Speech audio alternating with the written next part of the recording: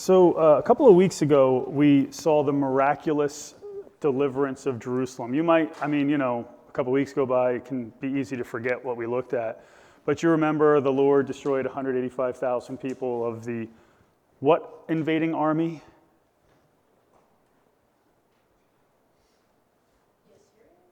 The Assyrian army, right? And their king's name was, this is just a little bit harder, but this guy was a blasphemer. He was a blasphemer. Well, someone does, but she just answered one, so I. Oh, that's close. What were you going to say? All right, Sennacherib. Wrong consonant. Close enough. Yeah. So it's sometimes these names sometimes you get a look. Was that Elijah that did that, or Elisha that did that? And some of these longer names in the Bible. You ever see Joe Biden try to pronounce anything? That's like sometimes us trying to pronounce names in the Bible is like Joe Biden trying to pronounce a normal sentence. But anyway, the Assyrians had conquered like the entire region basically, and they had taken city after city in Israel. They had surrounded the city of Jerusalem, and Sennacherib made threats against Jerusalem and blasphemed God and all that business, and basically said the Lord can't deliver Jerusalem, and he made the Lord out to be just like every other so-called God. Where are the gods of the Sepharvaim and all these different? Where are the gods of Hamath and Arpad and all these different places? And they were not able to deliver their places from under my hand. But Hezekiah, he had trusted in the Lord his God, and he went straight to the Lord and prayed. He went to Isaiah the prophet and even laid that blasphemous letter before God in the temple. Before the temple, before the Lord, and so God delivers delivers Jerusalem and destroys 185,000 Assyrian soldiers. They're forced to go back home. Sennacherib is forced to go back home, and eventually, does anyone remember what happened to Sennacherib? It's kind of like the very end of the last message we looked at. What's that? 2 of his sons killed him. And it was a fitting conclusion to a blasphemous life. Sennacherib thought he had authority. He thought he had power, but the Lord is the one with the real authority and the power, and he can do whatever he pleases. And here's the key part of that statement. God could do anything he wants. You guys finish it as long as it's consistent with his character and nature. As long as it's, not everybody believes that, not everybody practically believes that, or at least their theological system conflicts with that principle.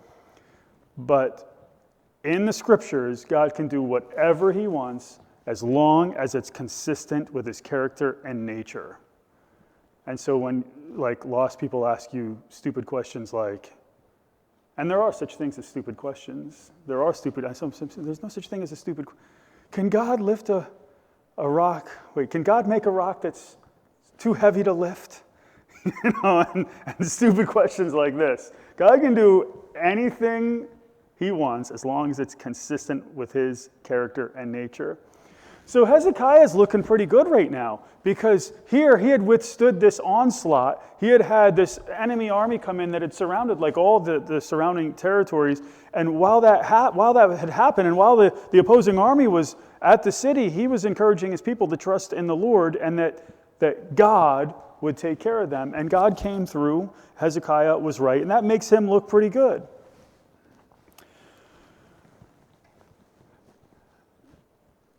But then Hezekiah gets sick. And it's not like a mere common cold. By the way, getting sick in the ancient world, we talked about this. I think we talked about it a couple of weeks ago. We talked about it this morning a little bit. Getting sick in the ancient world is not the same as getting sick today. Today we have a ton of things. Like penicillin, for instance, was pretty big in, saving people, and, being able to keep fevers down today. We talked about last week with things like ibuprofen or whatever else. There are different things. in today's world, we have the modern medicine, and I know that some people don't trust modern medicine so much, and I think a good reason behind that is because we all know there's something like a racket that's going on. There's a money racket going on with insurance. Look at your monthly insurance and tell me there's not a racket. You know, like I get the, the advanced tax credit. And I look at the full monthly price of my insurance, and it's disgusting. Disgusting what it would be. Then you go get, like, say, my wife has to get an annual MRI. MRI, is it? She has to get an annual MRI and another thing, a diagnostic mammogram or something. You get the bill for that MRI. You go to the emergency room and the bill comes back, and you look at this thing and you say, this is disgusting. This is just wrong. It's like sin. And then even you go to the dentist, and I have like a really minimal dental insurance. It's like, I don't even know, it's not that much. But it's like, here's the bill, but we've contracted with your insurance company that instead of charging you $250, we would be charging only $90 to the, so you know the whole thing. The whole thing is a little bit of, there's scamming going on. It's not a good situation right now. And so that has a lot of people distrusting modern medicine. But modern medicine, by and large, when used properly, is a really good thing that saves people's lives and extends people's lives. So getting sick today, there's a lot of treatment that's available, and there's a lot of ways to figure out how to treat things. But getting sick in the ancient world, you were often just kind of left to what was going to happen, if your body can fight it off or not. The same sickness which is easily healed today could kill someone in the ancient Near East. And so sickness was no small thing, and Hezekiah is extremely sick in verse 1. In those days, 2 Kings 20 and verse 1, in those days Hezekiah became mortally ill. All right, that means that his sickness will result in death. This is not good. His days are coming to an end. In those days, Hezekiah became mortally ill. He's so sick that he's going to die. And Isaiah the prophet, the son of Amoz, came to him and said to him, "Thus says the Lord, set your house in order, for you shall die and not live." So this is not a good situation. Like, God even sends his prophet to Hezekiah with a message that you need to set your house in order because you're going to die. That's it. Your days are over. Now, if this is what happens when you have a godly king, imagine how bad things get when you have an ungodly king. I mean, Hezekiah, by and large, again, was a pretty godly king. But here, imagine what happens when you have an idolatrous king. Here, Hezekiah is going to die. And from what we're reading in verse 1, he will not recover from this illness. Now, place yourself in Hezekiah's bed, in his mat, and you find out you're going to die.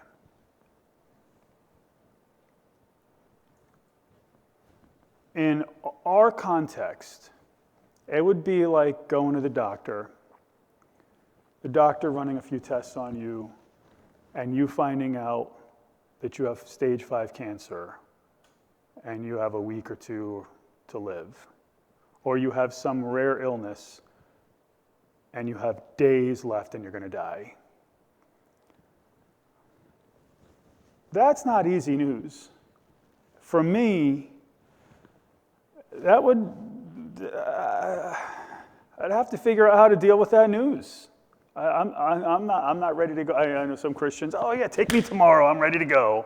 Like, I got a lot to accomplish yet. I'm not trying to die tomorrow. I would need to deal with that. I would hope I would come to peace with that. But imagine what it would be like to hear that type of news. That would not be an easy thing to swallow. Now, it's probably easier to hear from the Lord, not that God is speaking directly, but God is speaking through his mouthpiece, Isaiah. It probably makes the faith part of the whole thing a little bit easier to handle.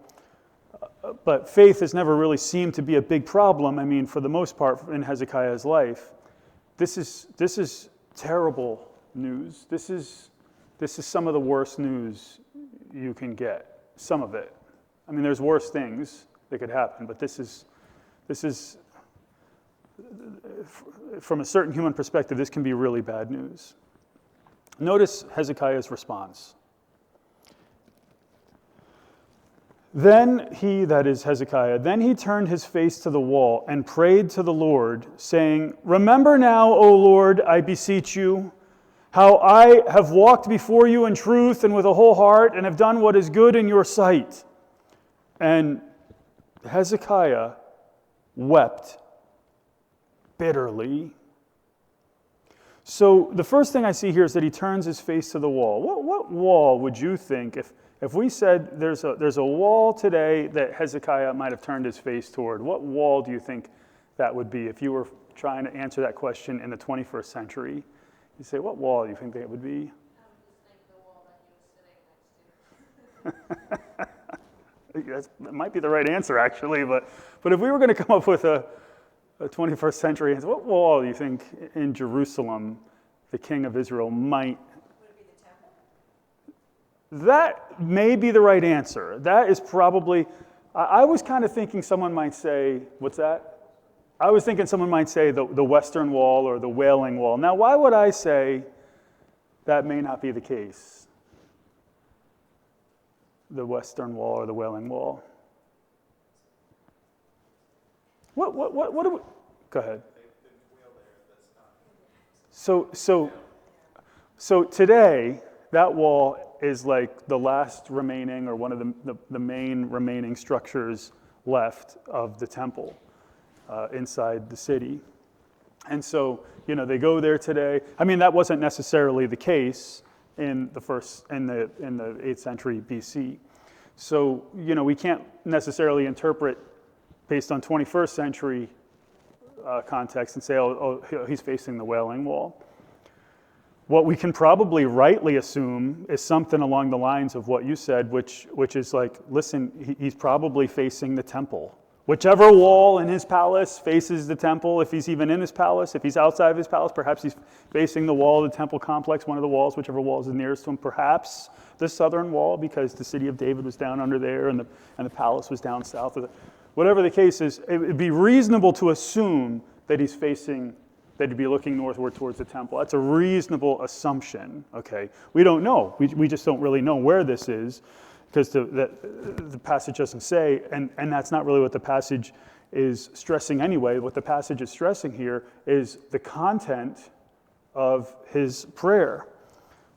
He asks the Lord to remember his faithfulness.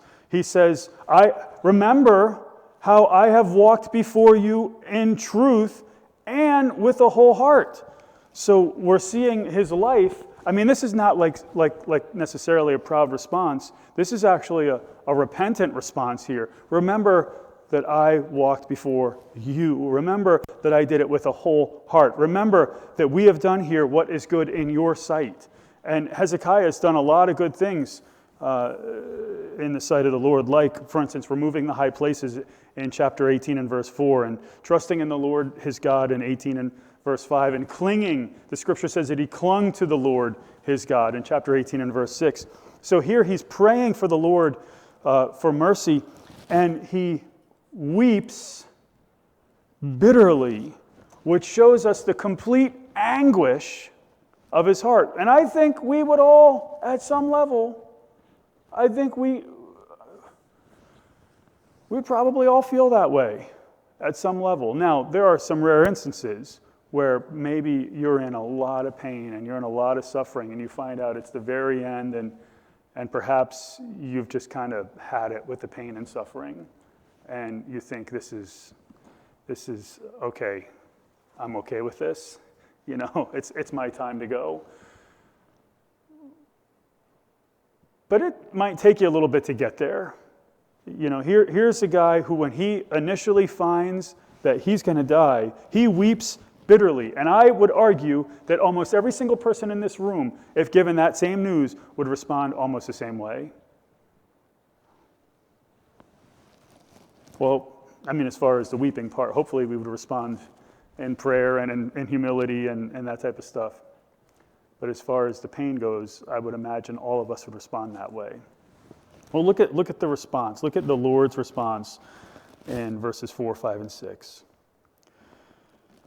Before Isaiah, let's just look at verse 4 first. Before Isaiah had gone out of the middle court, the word of the Lord came to him, saying, and we'll just stop for a second. So Hezekiah prays immediately.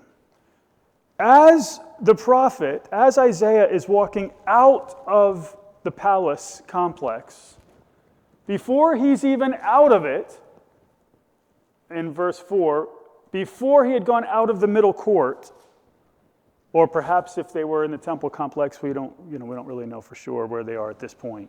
Before he even leaves the complex, God answers. God has a word back for Hezekiah. That's how quickly God answers Hezekiah's prayer. And look at the answer. Return and say to Hezekiah, the leader of my people, thus says the Lord, the God of your father David, I have heard your prayer. I have seen your tears. Behold, I will heal you. On the third day, you shall go up to the house of the Lord. So basically, in 3 days, you're going to be better. I will add 15 years to your life, and I will deliver you and this city from the hand of the king of Assyria. That is, I'll continue to deliver you from the hand of the king.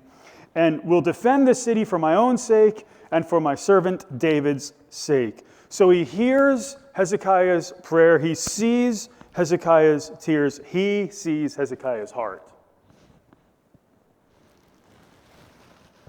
And he will add 15 years. So here's a guy who goes from, imagine that, you go from hearing that you have maybe days left before you're going to die. You weep bitterly. You pray before the Lord, and in maybe minutes to an hour, I don't know, in a matter of minutes, you get an answer back from God. No, I'm going to add 15 years to your life. Which, by the way, I find all this really interesting from God's perspective. You try to think about this from God's perspective, and it could get a little, your head can do a little gymnastics. Like, God knew all this before the foundations of time. Like, God told Hezekiah that he would die, knowing that Hezekiah would pray, and knowing that he would then add 15 years to Hezekiah's life. And yet, the warning of death is very real. Hezekiah will die, but that is the move that prompts Hezekiah to pray, which changes things. So, from God's perspective, there's like, even though he's outside of time, like we exist within time, and time is real. Time is real, but it does get a little, if Hezekiah doesn't pray to the Lord, and God knows he's going to pray, but if Hezekiah doesn't pray, he's going to die. He's going to die. So prayer does matter. And when he prays, the Lord shows the mercy that Hezekiah asked for. It shows me that prayer does change things. I don't know why or how that works necessarily from a divine perspective. God knows exactly what's going to happen. God makes, for instance, in this case, a threat that if things continue, they're like, you're going to die. You're going to die. He gives Hezekiah the exact words that Hezekiah needs to repent or whatever, to pray, and that changes Hezekiah's future. And God will continue to deliver Jerusalem, and he'll do it for the sake of his servant David and for his own sake, for God's own sake. And so Hezekiah's healing begins in verse 7. Then Isaiah said, take a cake of figs, and they took and laid it on the boil, and he recovered. So there was we don't know what this is. We don't know what this is. I haven't been able to identify what this illness is, but it included some type of boil here. And figs in the ancient Near East were seen as some type of medicine, or it includes some type of tumor or boil or something. Well, anyway, Hezekiah is ultimately healed. He recovers, But before that happens, he wants a sign. Now this is a little different. Now Hezekiah said to Isaiah, "What will be the sign that the Lord will heal me, and that I shall go up to the house of the Lord the third day?" So we're like, wait a minute here. Here he prays the Lord, and now he's like, I want a sign that this is going to happen. And we're like, it doesn't sound so great. But again, put yourself in Hezekiah's shoes, sandals, and you just heard like the most difficult news you've ever heard. And now you're hearing that that's not going to happen. Now you're hearing you're going to survive. And there's like, the way I'm imagining, and again, the text doesn't describe it this way. It doesn't give us a description. But the way I'm imagining is that he's so disturbed by the news that he's going to die. He's so disturbed that it's almost like a momentary panic of like, he's weeping, he's crying, and it's like, please,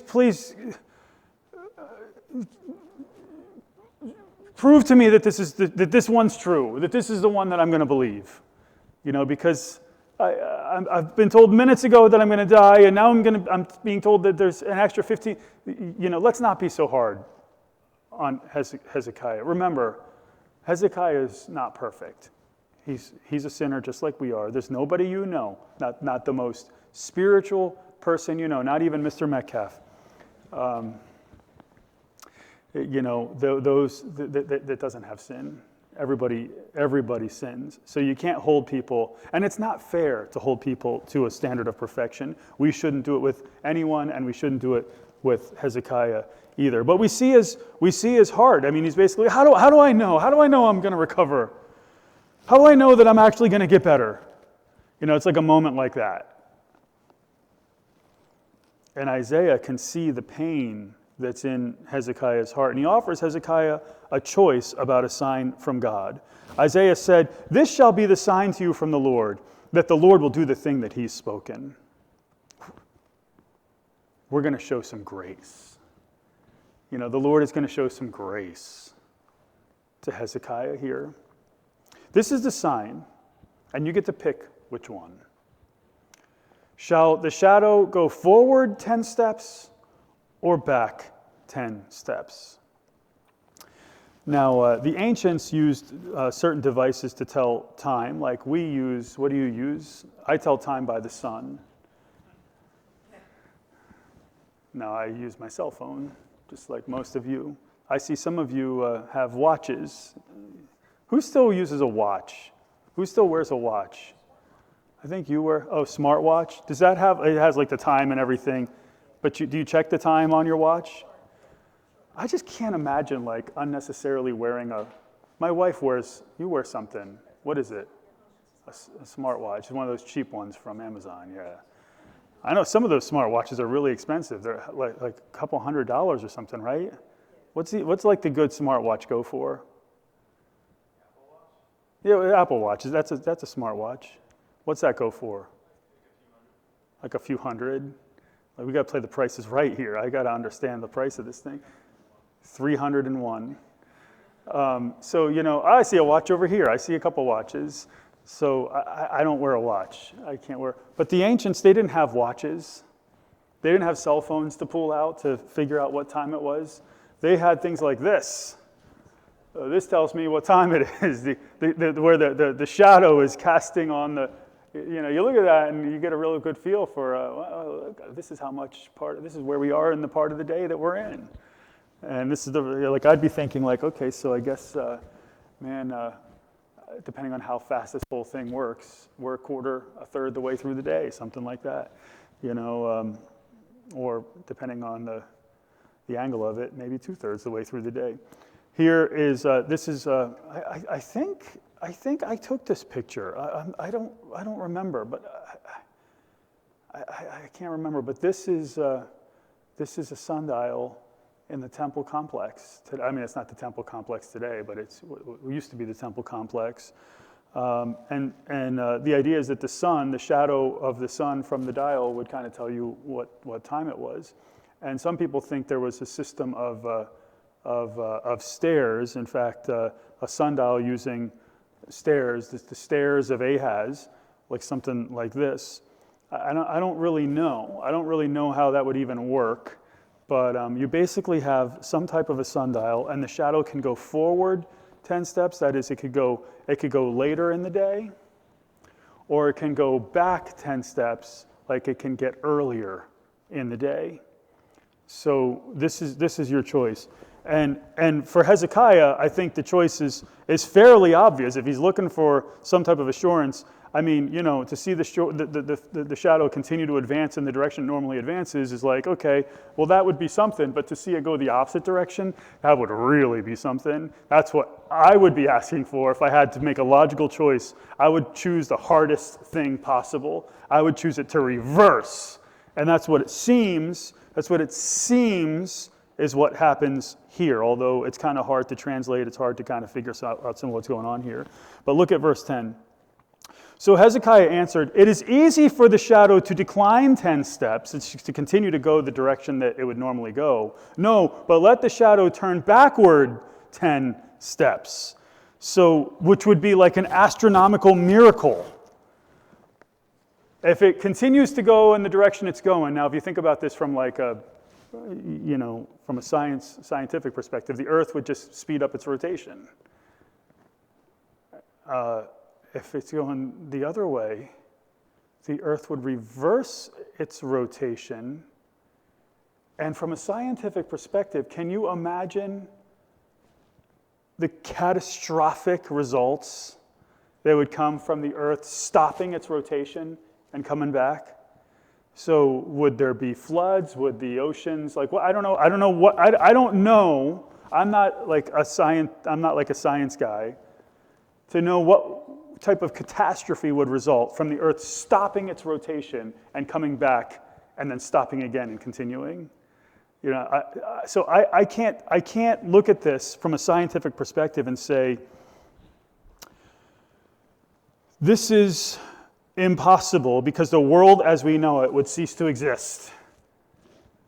But I can look at it and say that I know that God is true, and I know that every man's a liar, and I know that God can do things that would typically be deemed absolutely impossible, which this would seem to be. So whatever happens here is the handiwork of God. It's not possible. It couldn't happen in a normal state of things. And the fact that life continues to go on normally, however God did it. That I know. I can't tell you it's just like, how did God make the waters of the Nile? I mean, the waters of the Red Sea. How did he make the waters of the Red Sea part? We could come up with all types of scientific, maybe the water got stopped at some, scientists try to come up. No, there was a miraculous changing of the situation so that the water stood up and people went through it because God is God. Because God creates the laws of nature. He put those laws in place, and God can therefore break the laws of nature. I don't know how the shadow changed. I don't think it's possible that we could know how the shadow changed. I don't know, the sun is moving like this, the planets are kind of, that's what we're kind of understanding today. I don't know what happened. I don't know. If the sun slowed down for a little bit and the planets caught up, would that dramatically destroy life as we know it? Maybe. I don't know. But I know that God can break the laws of nature. And I know that that's what happened here.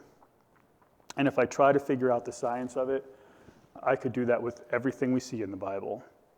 They're called miracles for a reason. They're not possible.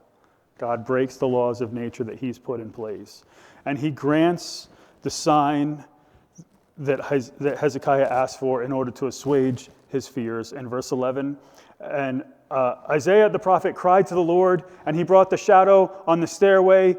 And again, that's a word that is difficult to translate, but here it's translated stairway. Isaiah the prophet cried to the Lord, and he brought the shadow on the stairway back 10 steps by which it had gone down on the stairway of Ahaz, or the sundial of Ahaz. So again, the idea of how gravity would be affected, or climate, or anything like that, you throw that out the window. God can change. God can break the laws of nature and keep everything in place exactly how he wants to keep it. And that's what he does here. And so God gives Hezekiah the sign that assures his heart and assuages his fears. And we actually have two parallel accounts of this event. And one is in 2 Chronicles 32. Here in verse 24, this entire account that we just read there is summed up in one verse. In those days, Hezekiah became mortally ill, and he prayed to the Lord, and the Lord spoke to him and gave him a sign. And it kind of goes on to the next thing. And it's like, oh. Well, the chronicler really didn't want to talk about this whole lot. Didn't really fit his purposes. So that's okay. He doesn't have to give an exhaustive account of everything that happened. But the other parallel account is over here in Isaiah. So interesting, because Isaiah is part of this. So Isaiah writes this, but he writes it. Isaiah writes it from like a first-hand account. And really, he's there. He's there. It stands to reason that Isaiah contributed to the account that we read in 2 Kings. When you read Isaiah's account, it's almost exactly the same as the one that we read in our passage, except we see a little bit more. We see Hezekiah's praise to the Lord for healing him, and I thought it was appropriate to go ahead and read that. A writing of Hezekiah, king of Judah, after his illness and recovery.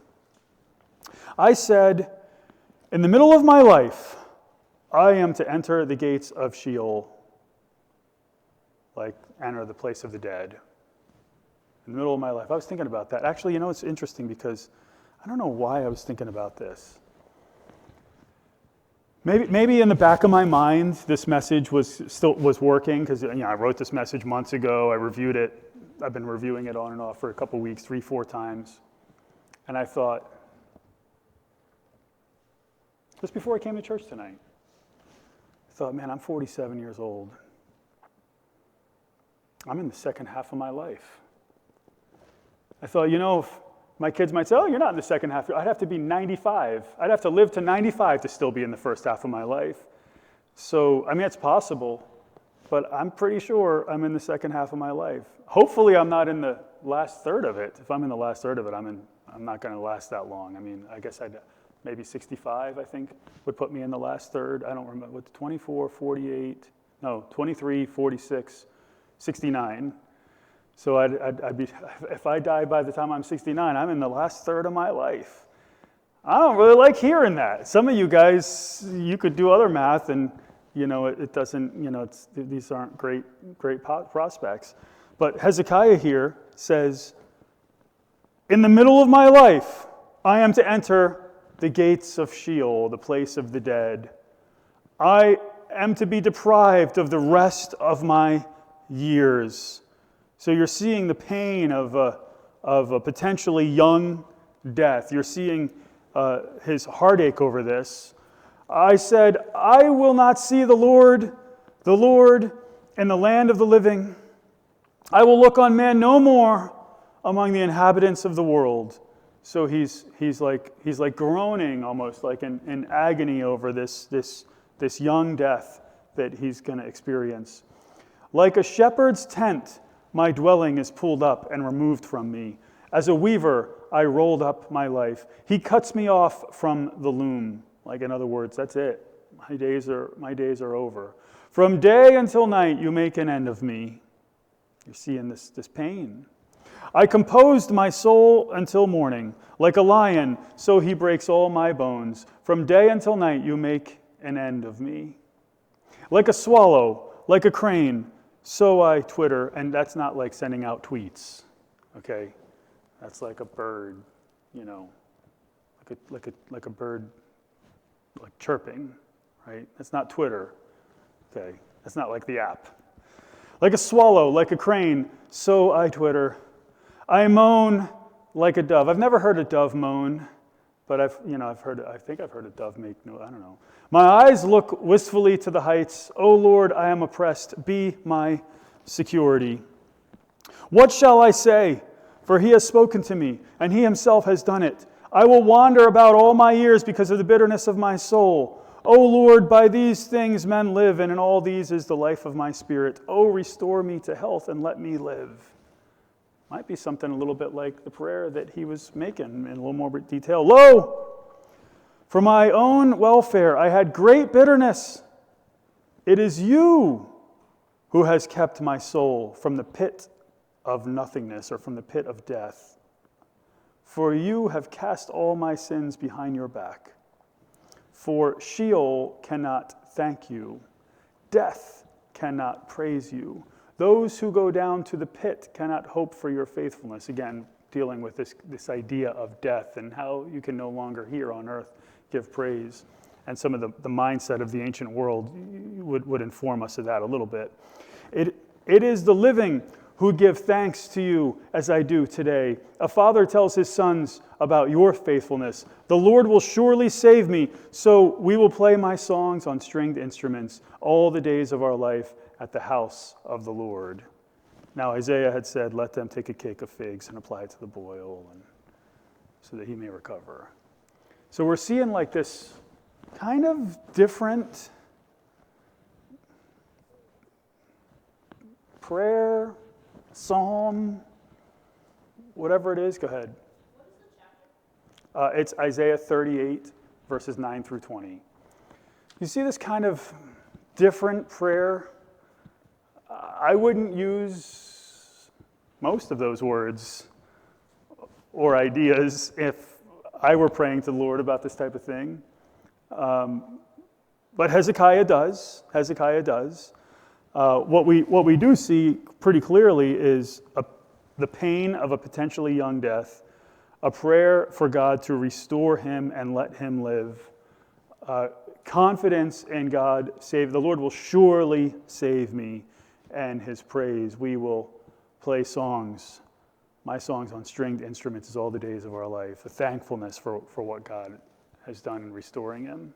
Again, really different than what I would pray, really different than what most of you would pray, but what you see here is a response to God's recovery, Hezekiah's recovery at the hand of God. And what you see really here is, we could ask the questions, we could say, well, why did God even tell him he was going to die? If in the end he was going to heal him anyway.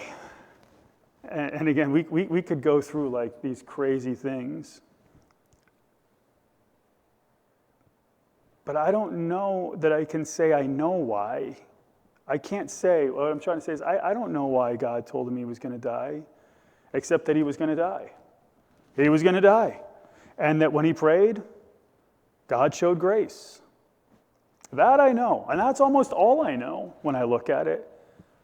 One day, hopefully, I'll get to ask some of those questions and get some answers to some of those things. Or maybe I'll just know it. I don't know. I don't know how that's all going to work either. Because we don't have 100% of the answers that we want.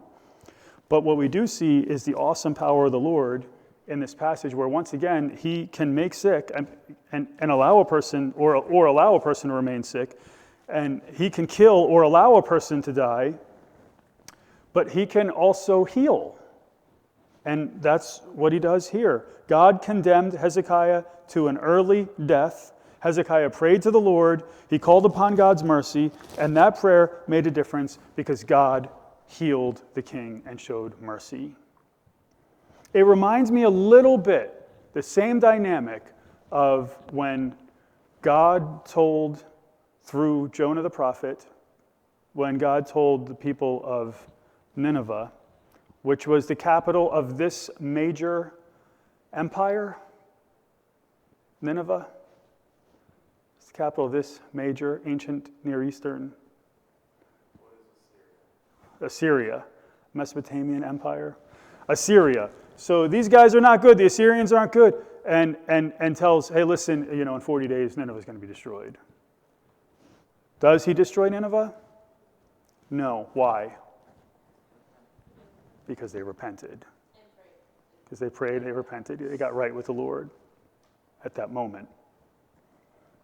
They would eventually be judged. You actually could read about that. Jonah, Micah, I think Nahum. I think it's Nahum. You could read about Assyria's destruction later on. But at that point in time, in that generation of people, God said they were going to be destroyed. And he said that so that they would repent, so that he wouldn't destroy them. God can do that.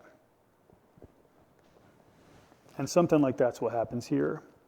Yes, in fear, the king asked for a sign for healing. And I would say that God showed grace. He bore with it and gave a sign. But overall, Hezekiah was faithful. He had moments, again, just like any person, where he, didn't do the greatest things. But in the greater portion of his life, he praised the Lord and he was faithful to him. And when he was healed, he offered praise. Now, we talked about this morning. God doesn't always heal people. He may allow you to get sick and die. Ultimately, you will die. Every single person in here, unless Jesus comes back first, every single person here is going to die. He may allow you to get sick, and he may heal you, because he has power over life and death and sickness and health. And we saw that throughout the life and ministry of Jesus. We see that. God in the flesh. And the Lord can and will do as he sees fit. What we need to do is trust in him.